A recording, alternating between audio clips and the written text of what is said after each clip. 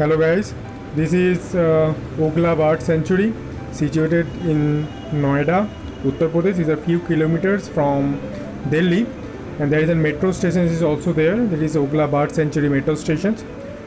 So you can visit the either gate number 1 or gate number 2, and there is a road there between gate number 1 and gate number 2. But it is difficult to find birds in naked eye, so you have to carry your own cameras or you have to carry the binoculars, and you can search for birds from watching tower. This is obviously the small carts are available inside, the electric carts are available inside this bird sanctuary.